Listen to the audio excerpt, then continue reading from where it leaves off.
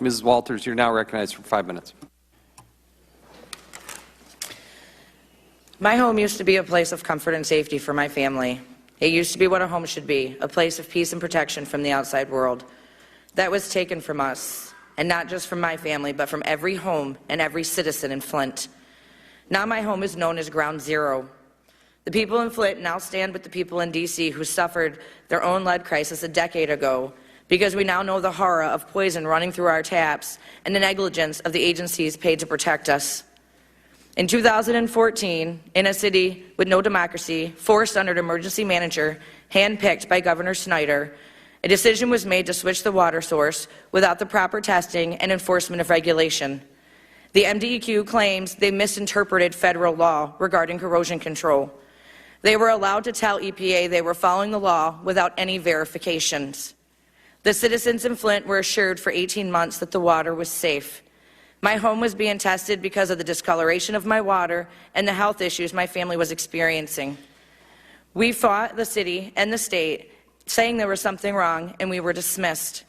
I decided we need to get to the science if anyone was ever going to believe us. I started researching and educating myself about water. I had 3 tests done by the city of Flint, using extra steps that tend to minimize lead in water. Those numbers were 104 parts per billion, 397 parts per billion, and 707 parts per billion. I contacted the EPA and started working with Miguel Del Toro and Jennifer Crooks at the EPA.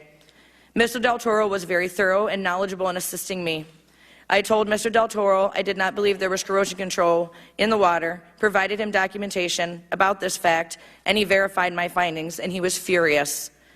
Mr. Del Toro questioned the MDEQ, and at first they lied, and then later admitted the truth. I figured out that Ms. Crooks was aiding the MDEQ with her lies, and Mr. Del Toro was the only one willing to address the problem.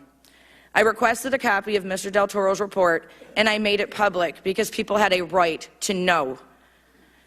With the report public, Susan Hedman, EPA, apologized to the mayor of Flint and to the MDEQ because of policy.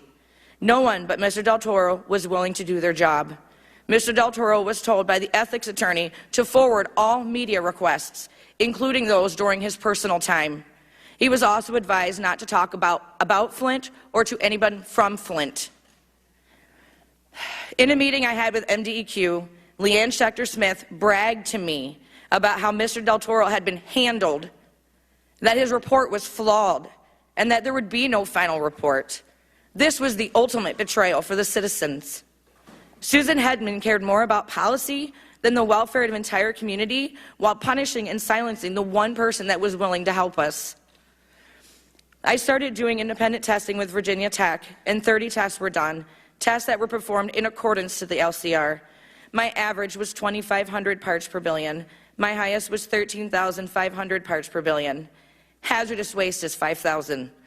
Regardless of this information and the fact that my son had lead poisoning, the city and the MDEQ still continued to tell everyone the water was safe as the EPA sat by and watched in silence. Because the state and federal governments failed us, with the help of Virginia Tech, we conducted citizen-based samplings. We educated and distributed 300 samples equally throughout the city.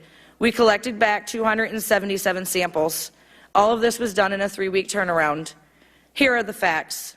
After the tragedy in D.C. from 2001 to 2006, where children were poisoned by lead and water, the EPA should have immediately closed the loopholes to protect all citizens. Had the EPA closed the loopholes, then it could have 100% prevented what just took place in Flint. EPA has failed to protect people by refusing to ban partial lead service line replacements. The EPA's LCR national report from 2006 states that the lack of system response for lead exceedance is especially true to inform the public. It is done less than 1/3 of the time. For my research, I have found that this is not a Flint problem or a rare anomaly. This is a national problem. Only 10 states test accurately and according to the LCR. 21 states do not reveal their sampling instructions, and 19 states have testing similar to loopholes to the Michigan ones.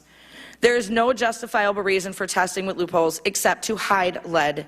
These loopholes that need to be eliminated are pre-flush, small mouth bottles, and cap on stagnation. I spoke against the NIDWAC recommendations that are now currently under advisement by the EPA to change the LCR. These recommendations will weaken an already broken system, and I am outraged that the EPA continues to allow this type of dishonesty with testing to continue nationally. The citizens in Flint are relying on each of you because we have no choice. We trust no one but Virginia Tech. There are people in Flint today still not being assisted during this crisis: illegal immigrants, disabled, and shut-ins. Broken policy and procedures are smothering the outcry of an entire community suffering financially, physically, mentally, and emotionally. I urge you to help restore some of the trust lost and protect all the citizens in the United States by never allowing this to happen again. We need this to happen now, not 10 years from now. Thank you. Thank you.